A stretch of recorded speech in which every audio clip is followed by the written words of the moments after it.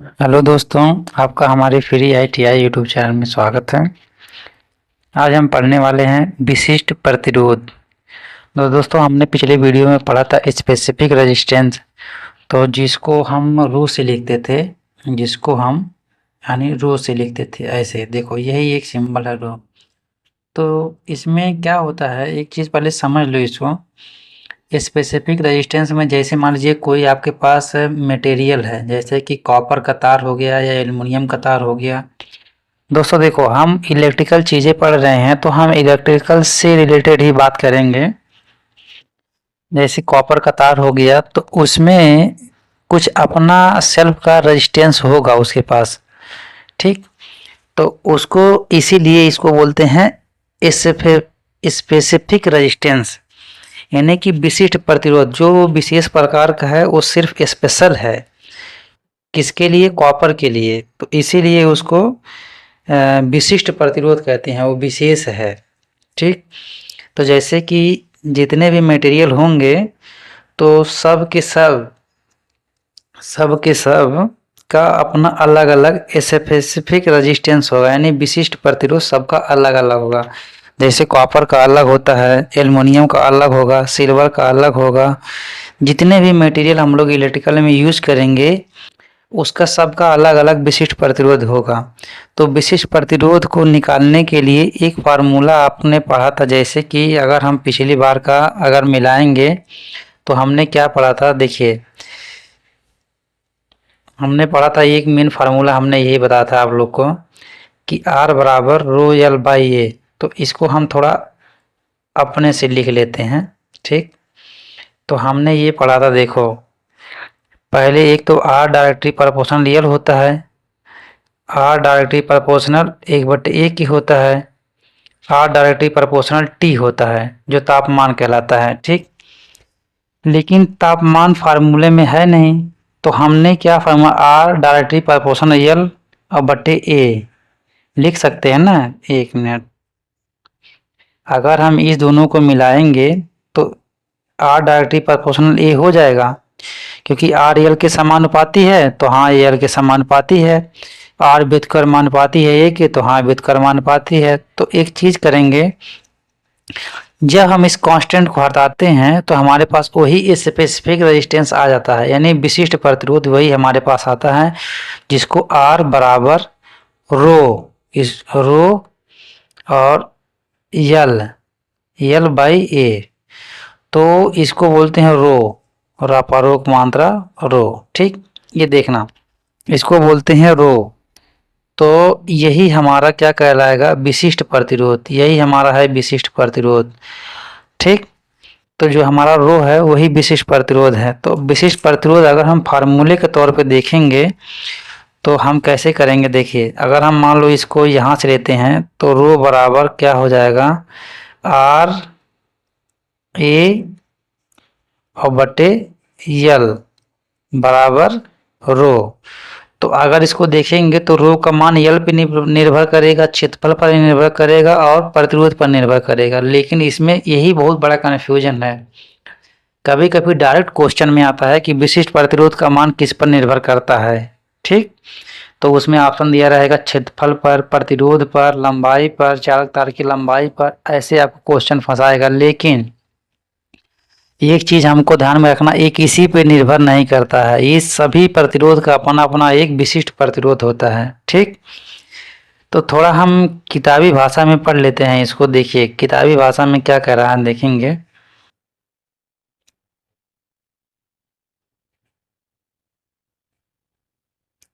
देखिए यहाँ पे हेडिंग दिया है विशिष्ट प्रतिरोध, ठीक। ये है हेडिंग है विशिष्ट प्रतिरोध, यानी इंग्लिश में बोलते हैं स्पेसिफिक रेजिस्टेंस। तो एक फिगर के माध्यम से समझेंगे। देखो एक फिगर है, तो जिसकी यहाँ पे लंबाई L दी गई है, ठीक। ये देखो ये लंबाई L है इसकी, और ये देखिए ये तो हमने तो जो लिया था फोटो वो उसका नाम है जहाँ से। तो यहाँ पे स्पेसिफिक रेजिस्टेंस यही आपका रो है, ठीक। यही आपका रो बनाया हुआ है, और इसका जो क्षेत्रफल था एक क्रॉस सेक्शन एरिया का क्षेत्रफल था, ठीक। जो हम क्षेत्रफल ले रहे थे ये इसका नहीं था, एक क्रॉस सेक्शन एरिया, यानी कि यहाँ से करंट जा रहा है, यहाँ से धारा जा रही है, तो जो यहाँ से निकल रही है,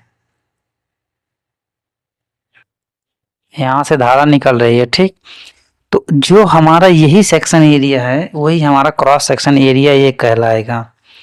तो फार्मूले से देखेंगे, फार्मूले से क्या हुआ है, रो बराबर आर ए अपॉन एल। तो जो हमारा, इसको कुछ ध्यान नहीं देना है, तो जैसे जो हमने एक फार्मूला पढ़ा था, आर बराबर रो एल बाई ए। तो क्या किया, यही रो का मान निकालने के लिए देखो, आर का इधर से गुणा हुआ है, रो का मान निकालने के लिए यही आर का इधर से गुणा हुआ है, और देखिए ये इस इधर आ गया है, ठीक है। आर बराबर रो एल बाई ए, हाँ आर अपॉन एल, ठीक है। तो फार्मूला आपका यही है। जैसे अगर आप ज़्यादा फार्मूला याद करोगे तो कन्फ्यूजन हो जाएगा। हमने जो फार्मूला पढ़ा था, हमने जो फार्मूला पढ़ा था, आर बराबर रो एल अपॉन ए। तो इसी को अगर ए का, इसका मान निकालना है तो इसका गुणा कराएंगे तो हो जाएगा आर ए, और तो फिर ये नीचे जाएगा बटे एल। तो अब हमारे पास रो का मान आ गया। तो जिसका भी मान निकालना होगा, अगर ए का मान निकालना होगा तो ए का भी मान निकाल सकते हैं, ठीक। तो अपना गुणा भाग करके मान निकाल लेना। ज़्यादा फार्मूला याद करने से बचना है आपको, क्योंकि ये सब चीज़ें याद नहीं रहता ज़्यादा, बस समझना आपको याद रहता है। जितना आप समझ जाएंगे बेहतर तरीके से वही आपके काम आने वाला है। एक प्रश्न में अभी हम लिखा रहे हैं, आपको देखेंगे यहाँ पे क्या कह रहा है, किसी भी तत्व के घन सेंटीमीटर, यानी कि आमने सामने वाले सिरों के बीच प्रतिरोध। मान लो कि कोई तत्व है, जैसे ये है, तो इसके आमने सामने वाला, इसके आमने सामने वाले उसकी स्पेसिफिक प्रतिरोध कराती है, यानी स्पेसिफिक रजिस्टेंस यानी विशिष्ट प्रतिरोध कराती है। ये दोनों सिरों के बीच, जैसे एक सिरा ये हो गया, देखो एक सिरा ये हो गया और एक सिरा ये, इस दोनों के बीच में जो रजिस्टेंस रहेगा वही स्पेसिफिक रजिस्टेंस कहलाएगा, यानी कि वही विशिष्ट प्रतिरोध कहलाएगा, ठीक। तो एक चीज़ और देखिएगा, विशिष्ट प्रतिरोध को ओम, सेंटीमीटर या अधिकतर माइक्रो ओम में लिखते हैं। तो एक चीज़ हमें बताइए, जैसे मान लीजिए कि विशिष्ट प्रतिरोध का मात्रक अगर आप निकालेंगे, तो थोड़ा अभी हम मात्रक निकाल के बताते हैं, ठीक। अब एक चीज़ बताएंगे, देखो अभी समझ लेते हैं इसको। समझेंगे ऐसे कि इसका मात्रक अगर निकालेंगे विशिष्ट प्रतिरोध का, तो जैसे देखो क्या है, रो बराबर आर ए अपान एल। तो इसका हो जाएगा आर का मात्रक ओम, आर का मात्रक ओम हो गया, और क्षेत्रफल का मात्रक हो जाएगा, मान लीजिए कि हम मीटर स्क्वायर करते हैं, ठीक। मीटर स्क्वायर करते हैं और लंबाई को भी मीटर में अगर लेते हैं तो फिर इसको भी हम लेते हैं मीटर। तो 1 मीटर, एक घात यहाँ से कट जाएगा, एक घात यहाँ से कट जाएगा, तो इसको क्या कहेंगे, ओम और मीटर कह सकते हैं, ठीक। ये हुआ ना। तो ओम, मीटर, कभी कभी सेंटीमीटर या फिर माइक्रोमीटर, तो यही बोला है। इसका मात्रा कैसे निकाल, दोस्तों देखिए मात्रा निकालना आसान है, आप लोग पढ़े होंगे तो मात्रा निकाल सकते हैं। अब क्वेश्चन में देखिएगा, क्वेश्चन क्या है, एक हीटर का एलिमेंट जो नाइक्रोम तार का बना है उसकी स्पेसिफिक रेजिस्टेंस यानी विशिष्ट प्रतिरोधकता कितनी होती है। तो देखिए नाइक्रोम का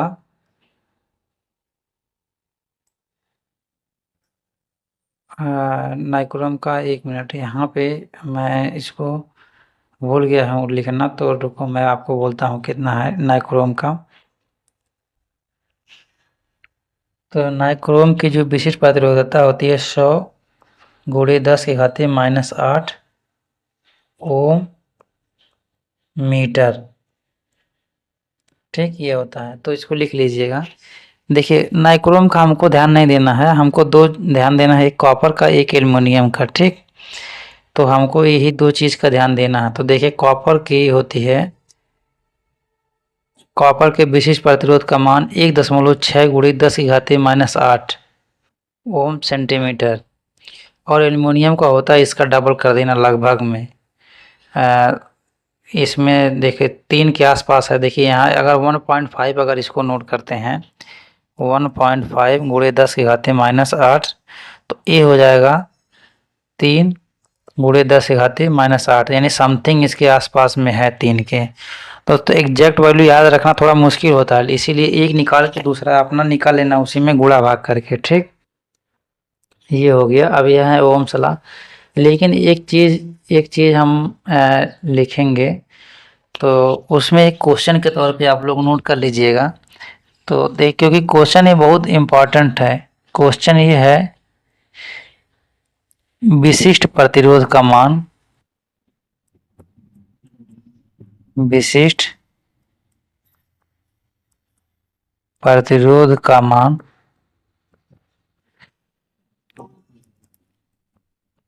किस पर निर्भर करता है,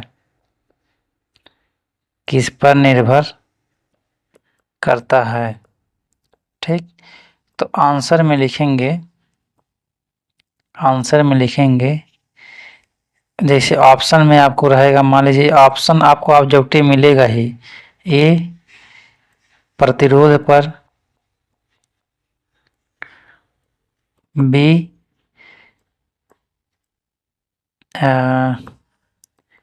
क्षेत्रफल पर, क्षेत्रफल पर, और सी आपका ऑप्शन में रहेगा, सी रहेगा लंबाई पर।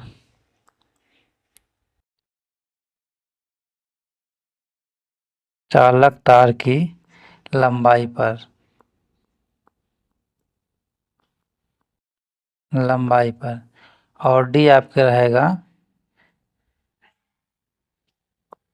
पदार्थ के प्रकार पर। तो देखिए आप अगर फार्मूला पढ़ेंगे R बराबर रो एल बाई ए, तो आप ये देखेंगे तो प्रतिरोध, क्षेत्र, लंबाई और क्षेत्रफल तीनों इसमें है। लेकिन ये जो है स्पेशल, ये इसीलिए स्पेशल इसको बोलते हैं। तो ये पदार्थ के प्रकार पर निर्भर करता है। इसका ऑप्शन नंबर डी सही हो जाएगा, ये किसी पर निर्भर नहीं करेगा। ठीक, तो ये पदार्थ के प्रकार पर निर्भर करेगा, यानी डी ऑप्शन सही हो जाएगा। दोस्तों हमने स्पेसिफिक रेजिस्टेंस के बारे में पढ़ लिया है, अब हम पढ़ेंगे ओम का नियम। ठीक, लेकिन ओम का नियम हम पहले अगली कक्षा में पढ़ेंगे, थोड़ा सा हम इसको बता देते हैं। तो ओम का नियम क्या कहता है, देखिए ओम का नियम था V बराबर I इंटू आर। तो V बराबर I इंटू आर, ये कब होगा, जब भौतिक अवस्था समान होगी, नियत होगी। जब क्या होगी, भौतिक अवस्था, अवस्था नियत होगी, नियत होगी। ठीक, यही है हमारा ओम का नियम। तो इसमें अगर देखेंगे ना तो ये वोल्टेज है, तो देखिए ये V डायरेक्टली प्रोपोर्शनल I था। पहले क्या था, V डायरेक्टली प्रोपोर्शनल I, यानी कि वोल्टेज बढ़ेगा तो करंट का मान घटेगा, एक दूसरे के समानुपाती रहेंगे। अगर वोल्टेज बढ़ेगा तो करंट भी बढ़ेगा, अगर वोल्टेज घटेगा तो करंट भी घटेगा। ठीक, ये चीज़ ओम के नियम में था। तो इसमें क्या हुआ ना, तो अब इसको जब कांस्टेंट को हटाएंगे तो V बराबर आई आर हो गया, यानी कि एक और एक कांस्टेंट आ गया जिसे प्रतिरोध कहते हैं। ठीक, यही इसका फंडा है। तो अब प्रतिरोध जो होगा तो वो हमेशा मतलब लंबाई पर डिपेंड करता है। अभी हमने पढ़ा था प्रतिरोध का नियम, तो लंबाई पर, ताप पर, क्षेत्रफल पर, सब पे डिपेंड करता था प्रतिरोध। ठीक, तो ये एक दूसरे से रिलेट करेंगे। देखिए अगर आप नया हैं तो देखिए पिछला वाला वीडियो देखेंगे तभी आपको समझ में आएगा। आप बीच में अगर घुसते हैं तो बीच में आपको समझ में नहीं आएगा।